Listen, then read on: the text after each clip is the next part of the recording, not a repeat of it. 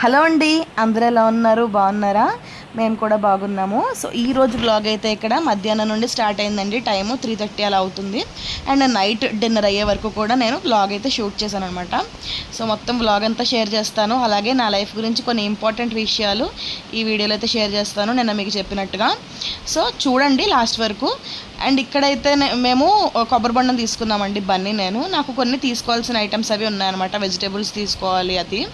So ఇంకా బయటకు అయితే వచ్చాము. అందుకని బన్నీ అయితే 2:30కి ఆ టైంకి వచ్చిందండి మా ఇంటికి. ఇద్దరం కలిసి బయటకు వచ్చామన్నమాట.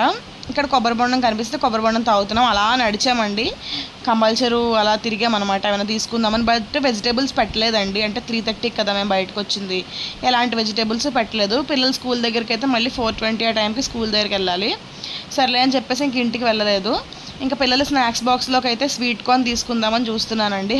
హెల్దీ ఫుడ్డే పెట్టాలి అని చెప్పేసి అంటున్నారు కదా. ఫ్రూట్స్ అవి ఏమో తినడం లేదు. సర్లే స్వీట్ కార్న్ బాయిల్ చేసి ఇస్తే బాగుంటుంది కదా అని చెప్పేసి ఒక 3 అయితే తీసుకున్నానండి. ఇక్కడ 3 స్వీట్ కార్న్స్ 50 రూపీస్కి అయితే ఇచ్చారండి. ఇంకా ఆయనకి 50 రూపీస్ ఇచ్చేసి ఒక 3 అయితే తీసుకుని వచ్చేస్తున్నాము. సో క్లైమేట్ మాత్రం చాలా బాగుందండి, అసలు ఎండే లేదు. అందుకే మేము మధ్యాహ్నం బయటకు వచ్చాము. మళ్ళీ మొన్న 2 డేస్ కూడా ఎండ ఉంది, 2-3 డేస్. ఈరోజైతే అసలు ఎండ లేదండి. థర్స్డే కదా, ఈరోజైతే నాకు బాబా పూజ కూడా ఉందండి, షేర్ చేస్తాను చూడండి. అండ్ ఇంటికి వెళ్ళిపోయేటప్పుడు పానీపూరి కనిపిస్తే పానీపూరి తినేసి వెళ్దాం, చాలా రోజులు అయింది కదా పానీపూరి తిని అని చెప్పి తింటున్నాం అనమాట. మేము బయటకు వచ్చింది 3:30కి అండి. అక్కడ ఇక్కడ ఫుల్ తిరిగేసి ఇంటి వీధిలోకి వచ్చేసరికి 4:30 దాటిపోతుంది అనమాట. అందుకనేసి ఇంక అమ్మ కాల్ చేసింది.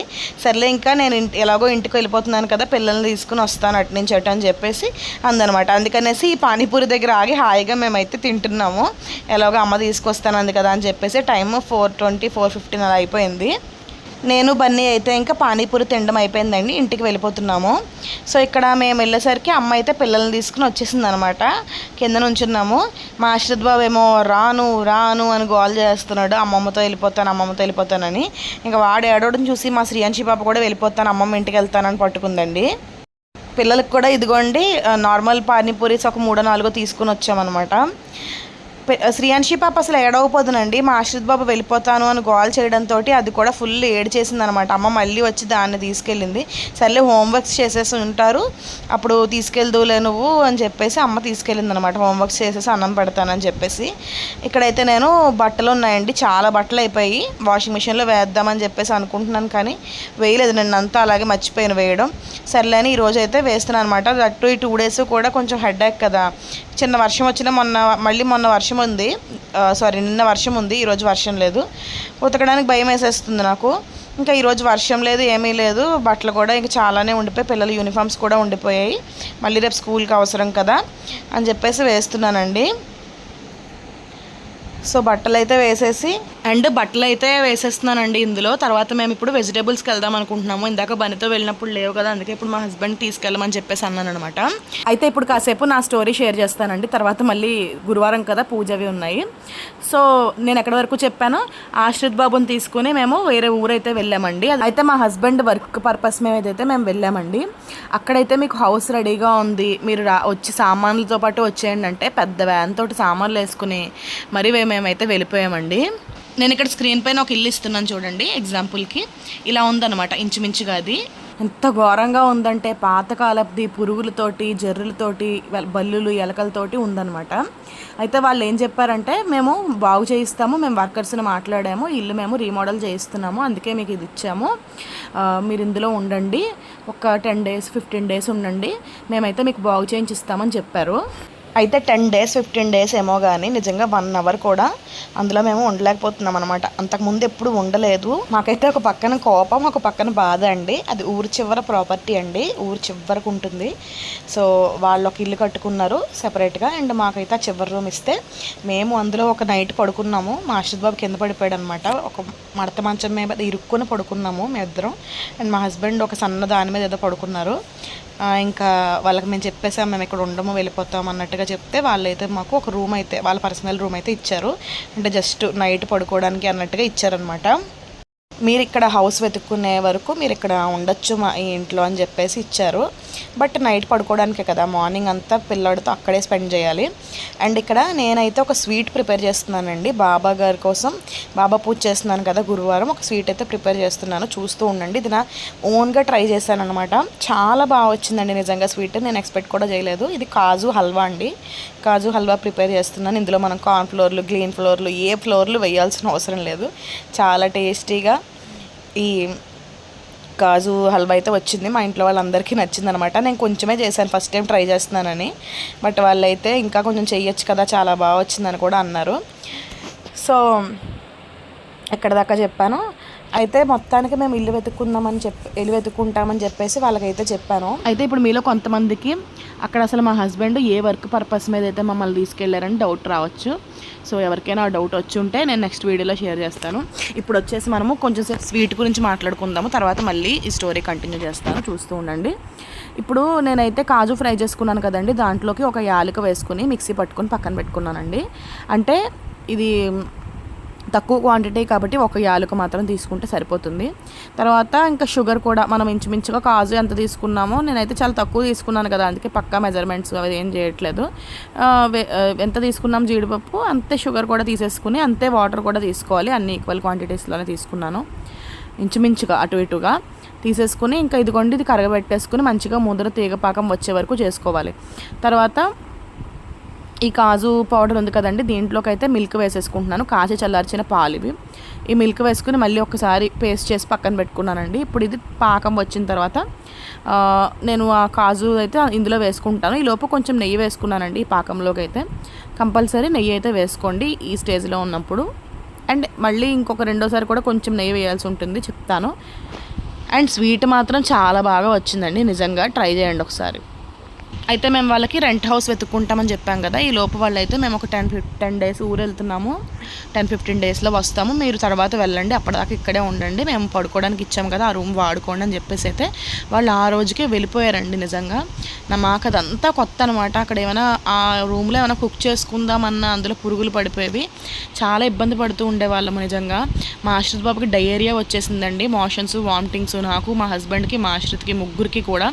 అలాంటి ఏరియా పడక చుట్టుపక్కలంతా కూడా ఏమీ లేదండి, జనాలు ఒక్క మనిషి కూడా కనపడరు అనమాట. ఒక మా అమ్మ ఉండేది, వీళ్ళు ఊరు వెళ్ళిపోయారు కదా ఈవిడ, ఇంకొక మా అమ్మగారు ఉండేవారు, ఆవిడ ఉండేవారు అంతే. వెనకాలైతే సమాధులు కూడా ఉండేవండి, అంత భయంకరమైన ప్లేస్ అనమాట. అన్నం వండుతుంటేనేమో జర్రులు పడిపోయేవండి. సింపుల్గా చెప్పాలంటే అది ఒక అడవండి. అయితే 3 డేస్కి మా ఆశ్రిత్ బాబు హెల్త్ పూర్తిగా పాడైపోయిందండి. నాకైతే ఏడ్చేస్తూ ఉండేదాన్ని వాడిని చూసి, ఎలా వెళ్ళడానికి లేదు, వాళ్ళు మాకు అప్పచెప్పి ఇలా ఊరు వెళ్ళిపోయారు అని చెప్పేసి ఇంకా బాధపడుతూ ఉండేదాన్ని అనమాట. ఆ టైంలో ఇంకా మా అమ్మ అయితే నువ్వు ఆశ్రిత్ని అక్కడ ఉంచుకోవద్దు అంటే 1 year బాబు కదండి, అందుకనే సెట్ అవుద్దేమో ఒక 3 days చూశారు, వాడికి సెట్ అవ్వట్లేదు అనమాట. వచ్చిన రోజు నుంచి 3 days అలాగే ఉంది. అక్కడి నుంచి ఊర్లోకి వెళ్ళాలన్నా ఒక 30-40 minutes పట్టేదనమాట. సో అమ్మ వాళ్ళు అయితే బస్సులో వచ్చేసారండి ఊరు. ఇంకా బస్ స్టాండ్కి వాళ్ళు వస్తున్నారు అనగా మేము ఇక్కడ ఒక 40 minutes ముందే అయితే బయలుదేరాము. ఆశ్రిత్ని అయితే లైఫ్లో ఫస్ట్ టైం 7 days అయితే వదిలేసి నేను ఉన్నానండి. ఇక్కడ ఈ స్వీట్ విషయానికి వస్తే ఆ పేస్ట్ని పాలు జీడిపప్పు వేసి పేస్ట్ చేశాను కదా, అదైతే ఈ పాకంలో వేసేసుకున్నాను. పాకం ముదురు తేగ పాకం వచ్చాక వేసుకొని దగ్గర కుక్ అవ్వనివ్వాలి. మళ్ళీ నెయ్యి వేసుకుని ప్యాన్కి సెపరేట్ అయ్యే వరకు కుక్ అవ్వనివ్వాలి. సో చూస్తూ ఉండండి, ఇక్కడ రెసిపీ అయితే షేర్ చేస్తున్నాను కదా. అండ్ మా ఆశ్రిత్ బాబుని అయితే అప్పచెప్పానే కానీ అసలు ఒక్క గంట కూడా కళ్ళు మూసుకుని నిద్రపోలేకపోయేదానండి, ఎంత ఏడ్చేసేదాన్నో నిజంగా. వాడు పక్కన లేకపోవడం, ఒక మదర్గా 1 year బాబుని వదిలి ఉండడం అంటే ఎవరి వల్ల కాదండి. లైఫ్లో ఫస్ట్ టైం 7 రోజులు వదిలేసి ఉన్నాను నేనైతే నిజంగా 1 year బాబుని. సో ఇప్పుడు మా హస్బెండ్ మీద కోపడిపోతూ ఉండేదాన్ని, అన్నం తినేదాన్ని కాదు, పడుకునేదాన్ని కాదు, చాలా పిచ్చెక్కిపోయేది అనమాట నాకు, ఏడుస్తూనే ఉండేదాన్ని. ఇంకా వాళ్ళైతే మాత్రం వెళ్ళిన 10 days కూడా రాలేదండి, ఇంకా టైం పడుతుంది అనేసి అన్నారనమాట. అయితే వాళ్ళు వెళ్ళిన ఒక 10 daysకి అయితే నేను రాజమండ్రి వచ్చేసానండి, మా ఆశ్రిత్ బాబు దగ్గరికి వచ్చేసాను. నేను ఇంక ఉండలేకపోయాను. మా హస్బెండ్ ఏమో ఉండొచ్చు కదా, ఇంకో 2-3 daysలో వాళ్ళు వచ్చేస్తారు, ఈ అడవి లాంటి దాంట్లో ఉండలేకపోతున్నానని అన్నారు. కానీ మళ్ళీ నేను ఏడవడం చూసి సర్లే ఎలాగోలా ఉంటానులే ఒక్కడిని, నువ్వు వెళ్ళు అనేసి నన్ను పంపించేశారు. నేను వెళ్ళాక కూడా ఆయన ఒక 4-5 days వాళ్ళు రాలేదనమాట. తర్వాత వాళ్ళు ఈలోపు మా హస్బెండ్ అయితే మధ్య మధ్యలో ఆ ఊరు లోపలికి ఇల్లు అయితే వెతుకుంచారండి, అంటే ఊరిలోకి వెతికారు. ఇల్లు చూసేసి ఇంకా మమ్మల్ని అయితే తీసుకెళ్లారనమాట. అండ్ అక్క మీకు నార్మల్ అయిందా సీ సెక్షన్ అయిందా అని అడిగారు కదా. సో ఇక్కడ వరకు నేను స్టోరీ చెప్పాను కదా, మా శ్రీయాంశి పాప ప్రెగ్నెన్సీ రావడం, ఇంకా ఊర్లో మేము అష్ట కష్టాలు ఎలాంటివి పడ్డాం ఆ ఊరు నుంచి వచ్చాక, ఇవన్నీ కూడా నేను ఇద్దరు పిల్లలు పుట్టే వరకు కూడా చిన్న చిన్నగా షేర్ చేస్తానండి. మీకు ఇంట్రెస్ట్ ఉందా, షేర్ చేయమంటారా అనేది నాకు కామెంట్ సెక్షన్లో షేర్ చేయండి. సో ఈ స్టోరీ ఇక్కడ దాకా చెప్పాను కదా, నేను రెంట్ హౌస్ చూసి మమ్మల్ని తీసుకెళ్లారు, అక్కడ వరకు చెప్పాను. కంటిన్యూషన్ రేపు చెప్తాను.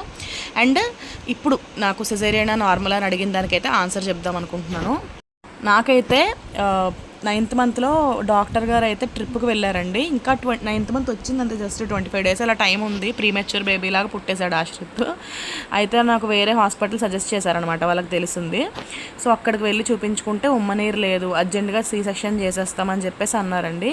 అయితే నాకు అప్పటిదాకా నార్మల్ అవుతుందని చెప్పారండి డాక్టర్. అయితే నార్మలే అవుతుంది, కంగారు పడకు, నువ్వేమీ నీకు టైం ఉంది, వస్తుందని చెప్పేసి. అలాంటిది ఇంకా టైం అవ్వకుండానే సీ సెక్షన్ అనేసరికి చాలా భయపడిపోయాము. అయితే ఇంకా నార్మల్గా ట్రై చేయలేదు కూడా అండి, అదేంటో కానీ. ఇంకా మా వాళ్ళు కూడా సర్లే తల్లి పిల్లోడు అదే పిల్లోడు ఎవరు పుడతారో వాళ్ళు బాగుండడం కావాలి అనేసి సీ సెక్షన్ చేంజ్ చేశారనమాట. సో మా ఆశ్రిత్ బాబు పుట్టాడు.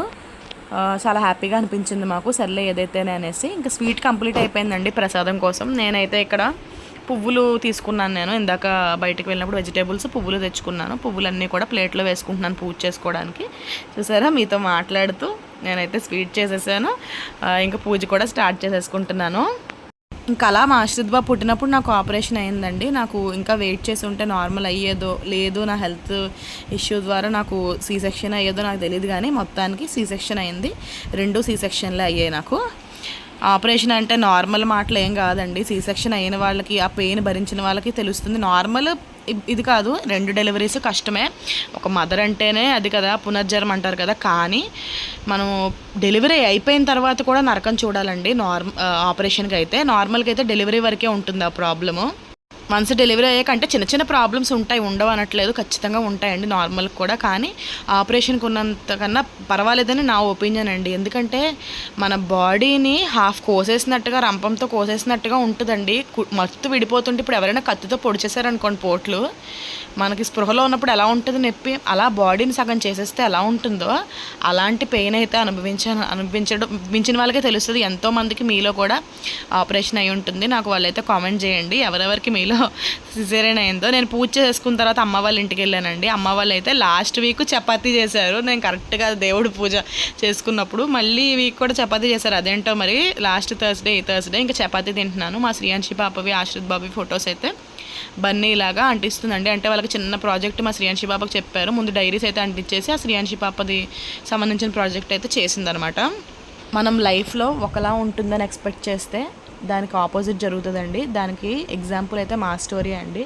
ఏదో పైకి కనపడడం, వీడియోస్ పెట్టడం, హ్యాపీగా ఉన్నాము, ఇదంతా ఒకటైతే మా లైఫ్లో మేము ఫేస్ చేసినవి చాలానే ఉన్నాయన్నమాట. నేను ఈ 7 yearsగా కూడా నేను పెళ్ళి కూడా చాలా తొందరగా చేసేసుకున్నాను. అంటే నాకు 18 years కంప్లీట్ అవ్వగానే మ్యారేజ్ అయిపోయింది. మా హస్బెండ్కి అంతే 21. ఆ ఏజ్లో పెళ్లి చేసుకుని వెంటనే పిల్లలతోటి ఈ ప్రాబ్లమ్స్ ఇవన్నీ మీరు నమ్ముతారో లేదో నాకు తెలియదు, కానీ నేనైతే నా లైఫ్లో ఉన్నట్టే నేను చెప్తున్నానండి. సో ఇంకా ముందు మేము ఫేస్ చేసినవన్నీ కూడా నేను నెక్స్ట్ వీడియోస్లో చెప్పనా వద్దా అనేది నాకు కామెంట్ సెక్షన్లో షేర్ చేయండి. బాయ్.